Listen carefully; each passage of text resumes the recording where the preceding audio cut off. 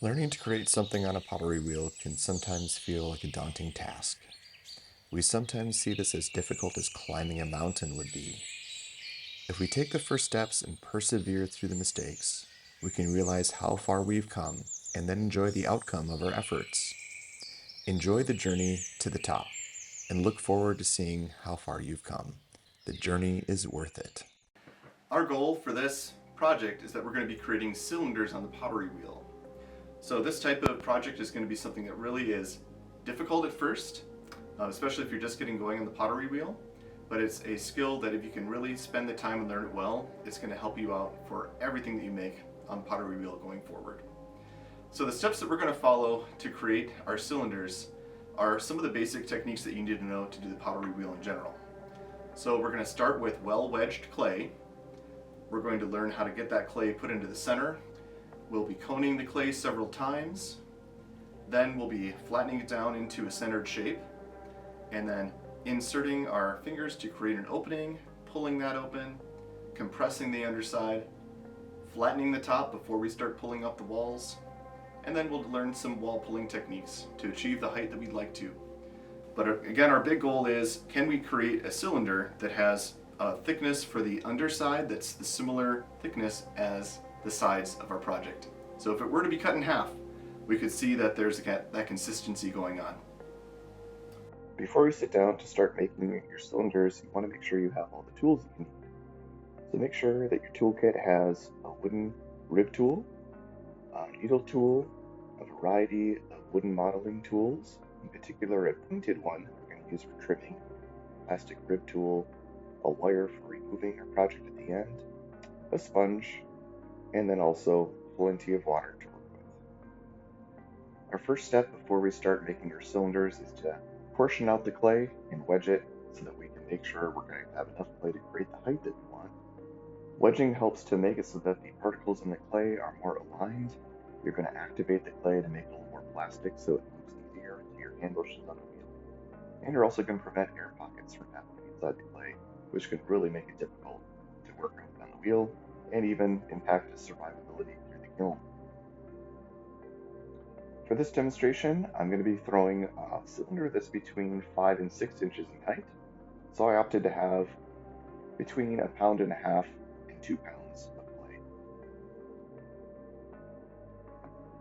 Take that portion of clay and you're going to wedge it into a shape that is not an irregular shape. So something between a sphere and a cone. We're going to be using that to begin with on the pottery wheel. When you're coming in to sit at the wheel, you want to make sure that you've got all your tools, but also that you're positioned in such a way that it really works well for throwing on the wheel. So as you can see here, I've got the chair right up close to the wheel. I've got my legs right on the outside edge of the slot basin here, and I'm in a position where I can reach the clay easily. I'm first going to check to make sure the wheel's spinning the right way. So for me, I'm right-handed. I want to have it going in a counterclockwise way. And then I'm going to be looking at the circles that are on the wheel head in order to place my clay down. So I've already wedged it. I'm ready to go on that. I'm going to place this down, throw it down. That's why it's called throwing on the pottery wheel. I'm going to just rub my finger around the outside edge to create a seal. And then if I notice the clay's off in any way to begin with, I can just push it so that it looks like it's more lined up with the circle. That'll just help out for later on. So now I'm going to apply a whole lot of water and I'm going to cone the clay. So I'm going to keep my arms locked into my body and I'm going to raise the clay up just by letting it have pressure between my right and my left hand. And as it rises up, it's getting more into the center. And then I'm going to push it down, forward and down, and that is a cone. So I'm going to do that 3 times to help make the clay a little bit more in the center each time and have it just relate to my hands a little bit easier as I'm providing pressure on them. This just makes the clay a little bit more elastic.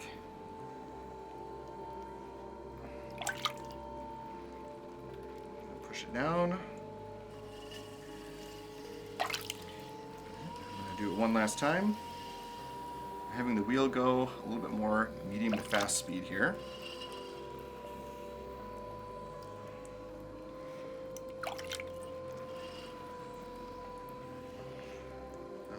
down. And then this is my big center position here. So I've got my left hand on the outside edge. I'm providing a lot of pressure on the clay from the side and from this meaty part of my thumb on the top edge. That's even pressure, and that's locked in my body. If this were a clock, I'd be touching right around the 6 o'clock position here and the 9 o'clock position. And then with my other hand, I'm going to provide some good top pressure and push down onto the clay. Centering on the potter wheel is going to be one of those things that's just going to take a lot of time in the chair, practicing and working through the struggles.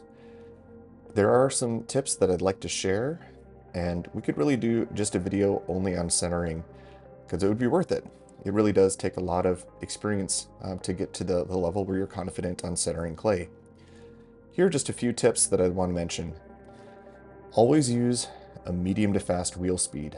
The faster the wheel, the more likely you are to be able to get that wheel to do some of the work for you in pushing the clay in towards the middle. Next, always have the wheel spinning before you're touching the clay and as you have your hands coming off. Keep that spinning so that way you don't have some accidental movements on the clay, push it off center. Next, water is super key. You want to make sure that you've got a lot of water applied onto the clay so that you have less friction. That'll just make your job easier. Next, positioning for your arm, having your left arm locked into your torso or resting on your leg, you're just going to be able to introduce your whole body into the pressure that you can put into the clay to be able to keep it stable. Next, provide even pressure from the side and also on the top. This will help you to control the clay so that you can really keep it towards the middle. Last, you need to be the boss of the clay. It's important not to let the clay move your hands around, so keep your hands stable. And if the clay is really moving your hands around, it probably means that you have an irregular shape that you're trying to push. And it'd be better just to stop the wheel, push it into the middle, and then begin working again. All right, my next move is going to be to find the center. So I can do that in a number of different ways. One of the ways that I generally do it is just by pressing down with my thumbs to create a little divot. That divot is going to be where I can place the rest of my fingers into here to open the center up. Going down into the clay.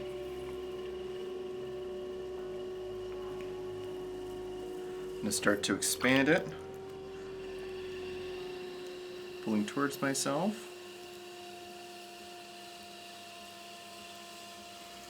Widen the opening, flatten the top. After you've opened up the center of your project and expanded it, it's important to check the thickness of the bottom of the cylinder. You can do this using a needle tool. Press the needle down into the center of your clay, then slide your index finger down until it's also touching the clay. Pull the needle tool up, and then you can check to see how thick the bottom is. Your overall goal is to have the thickness to the bottom of your cylinder to be the same thickness of the walls, and you can go for about 1/4 of an inch thick for this project. Next, it's important to make sure that you compress the underside of your project. You can do this using your fingers, starting in the center of the clay and pushing in towards the far right, all the way into that wall edge, or you can use a sponge and just press that in on the right-hand side of the clay near the bottom. This will help to make the project be a little bit stronger as it's drawn. Just like compressing the bottom, you also need to compress the top edge.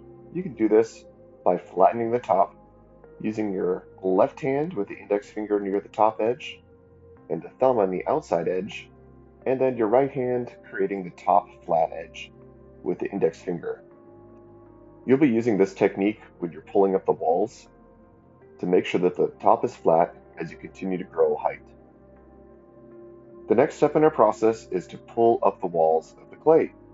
And while we do call this pulling up the walls, it's more about providing consistent and intentional pressure between the inside and the outside of the wall that allows the clay to rise up, which grows the height. Everything at this stage should be more to the medium to slow speed on your wheel. The slower speed on the wheel allows you to control the clay a little bit better, and if you do have a slight error, it won't cause as much of an error on your piece overall. You're going to want to start by having your hands all the way on the right-hand side of the clay. This allows the clay to move through your hands rather than up against the edges of your fingers if it were to be on the left-hand side of the clay. There's a lot of different positioning you could do for your hands, so you really just need to figure out what works best for your hand size and the style of throwing you'd like to do. In general, you're going to have the outside hand be a little bit lower than the inside hand. You'll create a small groove with the pads of your fingers on the outside wall, and then you're going to match that with some pressure on the inside, slightly higher than the outside hand. Let the clay spin through your hand as you provide consistent and even pressure between your outside hand and your inside hand, and you'll notice that the clay begins to rise with that pressure. If you do this too quickly, you're not going to have an even wall. You might have some inconsistencies where you don't have it be an even thickness all the way up the edges. I generally try to keep my hands connected in some way, so either interlocking my thumbs when the walls are a little bit shorter, or I may even just have my thumb touching from the inside hand to the outside top knuckles. This allows my hands to make sure that they're moving up the walls at the same time. Just as in when we're centering, we want to make sure that we have plenty of lubrication by applying a lot of water. So apply water liberally all over the surface of your clay, and if you ever notice that there's a little bit of friction that starts to happen on your wall pull, pause, apply some more water, and then continue pulling up the walls. If you ever have friction, that can cause an issue where your clay will catch on your hand, and you may actually have the wheel be spinning a little bit faster down below than it is up high, and it can cause your whole project to ripple or even tear. Another method for the outside of your clay is to use a sponge to apply the outside pressure. This just allows you to have a little bit of moisture go right along with you as you squeeze out that sponge. And that'll just be a little less friction as you're growing the height of your project.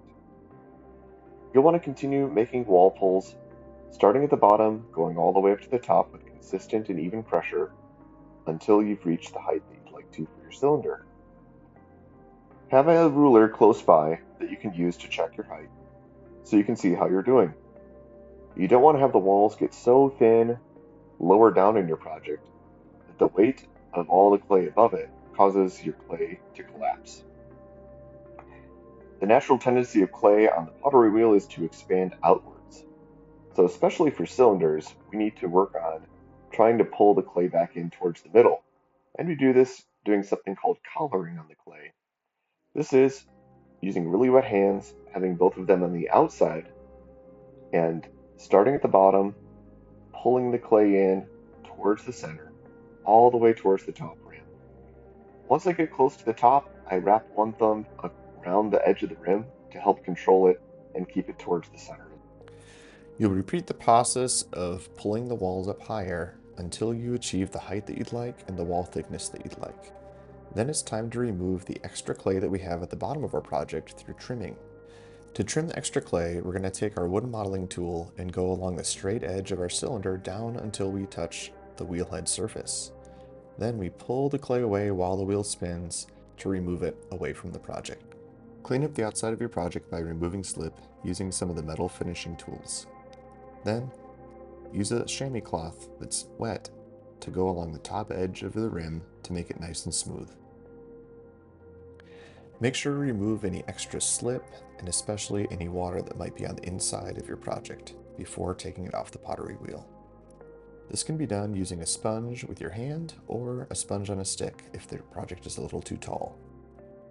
Take a wire tool and hold it flat right along the wheel head. Begin to pull it under your project and then spin your wheel slightly to pull it all the way underneath. Then with clean hands, pick your project up and place it onto a wooden board for drying. Once the project has reached leather hard, you can flip it upside down and use the trimming tools to further reduce the weight of the project and remove unnecessary clay. Thanks for watching, and I hope you enjoyed the process of how to throw a cylinder on a pottery wheel.